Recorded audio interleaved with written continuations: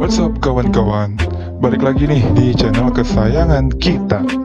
Di video kali ini kita bakal ngerangkum nih sebuah alur cerita dari film yang berjudul Seventeen Again. Sebuah film yang menarik buat kita tonton. Seperti apa filmnya? Langsung aja ya, kita let's go.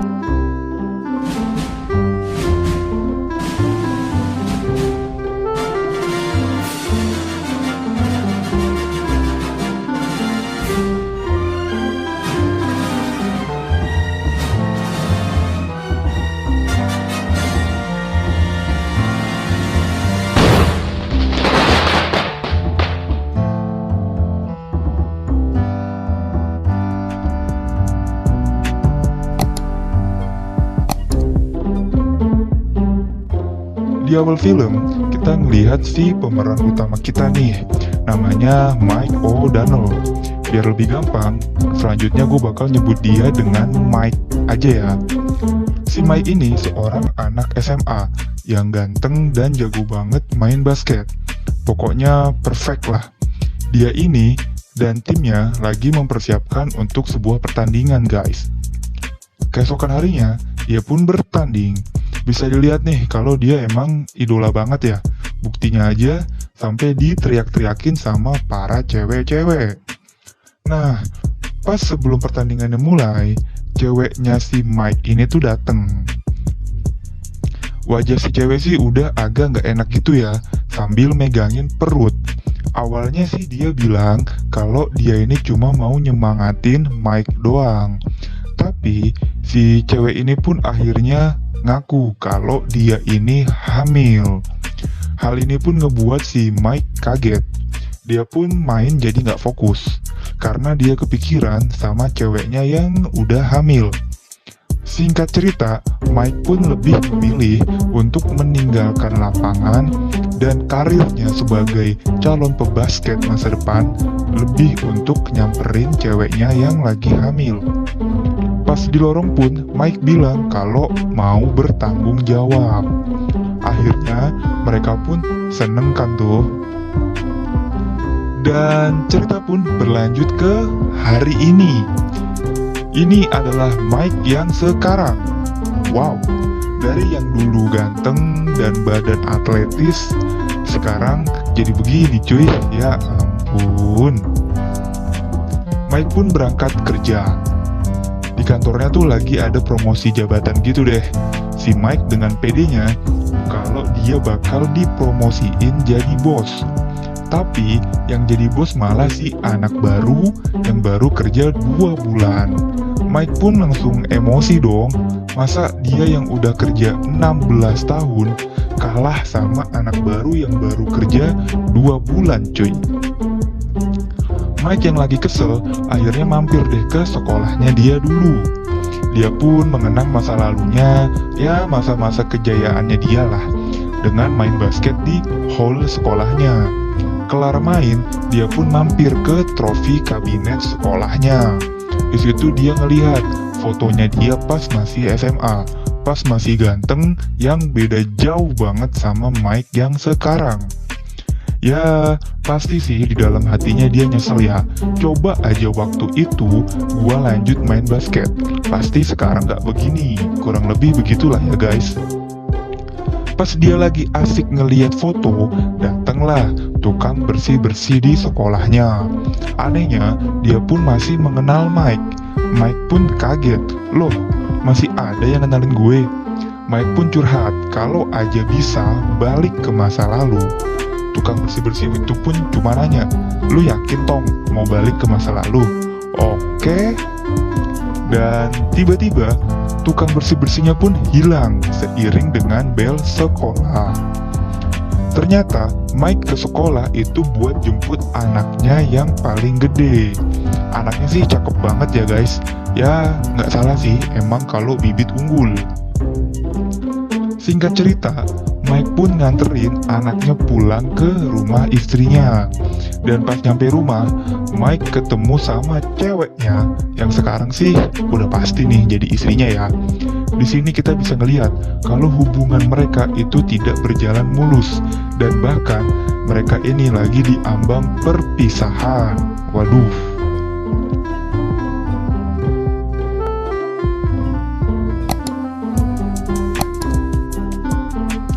Singkat cerita, waktu Mike lagi di jalan, dia pun ngeliat tukang bersih-bersih yang tadi itu mau lompat ke kali. Dia pun kaget dong, karena di luar negeri kalinya bersih-bersih. Jadi kalau ada orang lompat, ya udah pasti mati. Beda kalau di Indonesia. Tapi si tukang bersih-bersih ini malah cuma senyum. Gila. Dan malah hilang. Mike pun makin kaget. Dia pun nyamperin ke TKP. Pas Mike celingak-celinguk, dia malah ditarik sama pusaran air. Singkat cerita, Mike pun pulang ke rumah dengan keadaan penuh dosa. Maksudnya penuh lumpur. Pas dia lagi bersih-bersih lumpur, dia malah kaget karena mukanya balik lagi pas zaman SMA.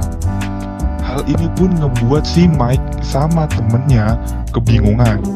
Temennya pun bilang, "Lu coba cari deh tukang bersih-bersih itu." Mike pun langsung cabut ke sekolahnya tanpa ganti baju. Dia pun muter-muter keliling sekolah, tapi gak nemuin si tukang bersih-bersih itu. Akhirnya dia pun putus asa, dan Mike pun dikasih tanda kalau dia harus balik lagi main basket. Singkat cerita, Mike pun balik lagi nih, daftar jadi siswa di sekolahnya dengan bantuan temennya. Awalnya temennya sih nggak mau, tapi pas dia ngeliat kepala sekolahnya, temennya pun langsung semangat dong. Keesokan harinya, Mike pun langsung sekolah dan dia langsung jadi pusat perhatian. Ya iyalah, anak baru ke sekolah, pakai mobil sport lagi. Aduh. Menariknya, si Mike ini satu sekolah dengan anaknya dia yang cewek. Wow. Pas Mike lagi kencing, dia pun nemuin anaknya yang cowok jadi korban bullying, guys. Waduh, kasihan banget ya. Akhirnya, si Mike malah temenan sama anaknya yang cowok. Pas lagi makan di kantin, Mike pun ketemu sama anak yang ngebully anaknya dia. Dan ternyata yang ngebully ini itu pacaran sama anaknya yang cewek. Ya ampun, ini bisa jadi sinetron di Indosiar nih. Aku dibully oleh pacar kakakku. Lanjut, ketika di rumah, Mike pun curhat ke temennya kalau kayaknya dia ini tidak bisa menjadi bapak yang baik. Anak gue yang cowok dibully, sedangkan yang ngebully anak gue malah pacaran sama anak gue yang cewek. Singkat cerita, Mike pun ngelatih anaknya yang cowok buat main basket. Dan pas lagi latihan, dia pun ketemu sama istrinya.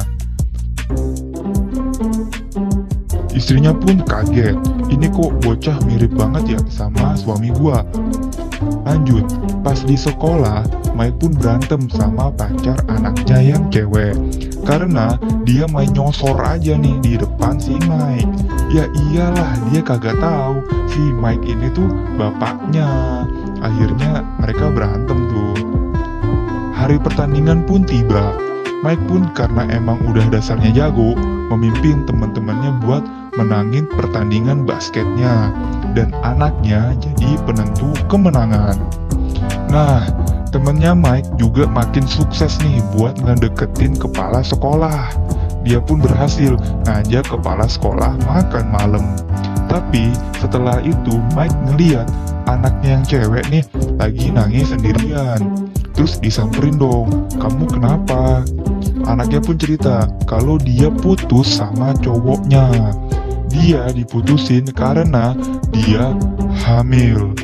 Waduh, bangsat banget ya, giliran udah hamil diputusin. Anaknya yang rapuh dan patah hati ngeliat si Mike yang baik hati malah jadi suka dong sama si Mike. Anaknya pun ngegodain si Mike. Mike yang masih waras akhirnya ngehindar dong kacau banget sih asli. Ya kali lu sama anak lu gitu kan. Singkat cerita, mantan istrinya pun dateng nyariin anaknya. Mike pun bilang, itu anak lu lagi mojok tuh di belakang. Mike sama istrinya pun ngobrol-ngobrol di balkon. Karena kebawa suasana, Mike pun langsung nyosor dong. Istrinya yang kaget, heran, apaan sih nih bocah? Terus Mike pun ditampar. Bukan sama istrinya aja, tapi sama anaknya dan temen-temen anaknya. Merah-merah dah tuh. Singkat cerita, Mike pun datang ke sidang perceraiannya. Tapi karena dia nongol, make tubuhnya dia yang muda, jadi dia kan gak dikenalin tuh. Dia itu berpura-pura membawa surat dari Mike yang dewasa. Padahal itu tuh cuma kertas kosong guys. Jadi dia bilang dari hatinya kalau dia tuh minta maaf, kalau dia emang udah salah selama ini. Istrinya pun menyadari kalau yang dia lihat selama ini adalah emang Mike yang asli, suaminya. Setelah dia nyocokin foto Mike di buku tahunan. Hari pertandingan pun tiba. Di sini terjadilah deja vu. Mike yang jadi jagoan di timnya dan ada pencari bakat datang ke sekolahnya. Istri dan anaknya yang lagi hamil pun datang buat nonton Mike bertanding. Sebelum Mike bertanding, dia pun gak lupa ngasih kode ke istrinya. Istrinya yang makin sadar kalau ini tuh Mike gitu kan, akhirnya memutuskan buat keluar dari hall basket. Mike pun lagi-lagi harus memilih nih antara karir di basket atau istrinya. Yah, Mike pun lebih memilih istrinya. Dia pun meninggalkan lapangan dan ngasih bolanya ke anaknya. Dia pun lari dong ke lorong. Setelah dilari ke lorong, dia pun kembali ke wujud asalnya, yaitu seorang om-om yang tua dan sudah agak buncit. Singkat cerita, mereka pun baikan dan tamat. Sebuah film yang menarik ya, dimana ini pasti terjadi sama kita semua, yaitu kadang kita nyesel nih sama pilihan kita dan berangan-angan bisa kembali ke masa lalu untuk merubah masa depan.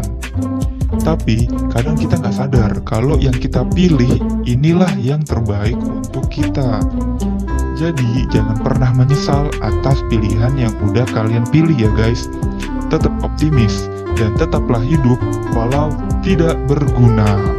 Abang pamit dulu, sampai ketemu di video berikutnya. Dan jangan lupa subscribe. Bye-bye.